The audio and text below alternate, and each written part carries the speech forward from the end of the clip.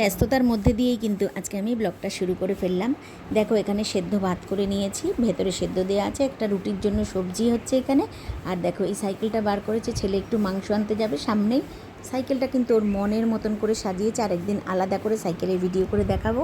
আর এই দেখো এই জবা ফুলটা এত সুন্দর কালার, মানে তোমরা যে দেখবে সে ভালোবাসবে। যদিও ফুল সবাই ভালোবাসে, কিন্তু এটা এক্সট্রা একটা পাওনা কালারটা।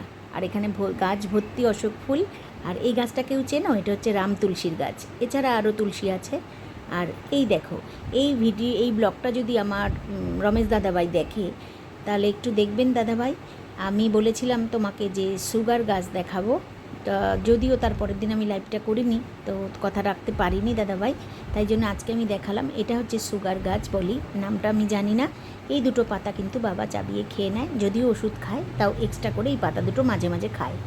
আর এই লঙ্কা গাছটা দেখলে তোমরা। আর দেখো ঝটপট করে করছি, আর এদিকে রুটিগুলো তৈরি করে ফেলেছি, রুটি না পরোটা।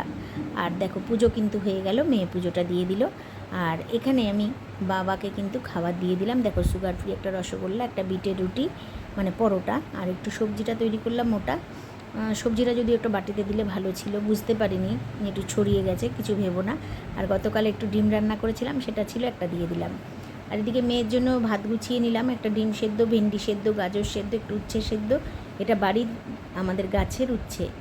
আর বাটার দিয়ে একটা কাঁচা লঙ্কা দিয়ে দিলাম ওকে। আর ওর জন্য টিফিনটাও প্যাক করে নিলাম। এদিকে খাবারটা দিয়ে আসার পর দুটো রুটি ছিঁড়ে দিয়ে দিলাম, একটা সঙ্গে মিষ্টি, আর যে সবজিটা করলাম ওটা। আর টিফিন বক্সটা কিন্তু প্লাস্টিকের যদিও, কিন্তু তবুও এটা কিন্তু খাবার নেওয়া যাবে, কোনো অসুবিধাই নেই। এটার মধ্যে একটা মাইক্রোওভেন প্রুফ, সঙ্গে একটা চামচ দিয়ে ব্যাগে দিয়ে দিলাম, আর একটা চকলেট সঙ্গে দিয়ে প্যাক করে দিলাম।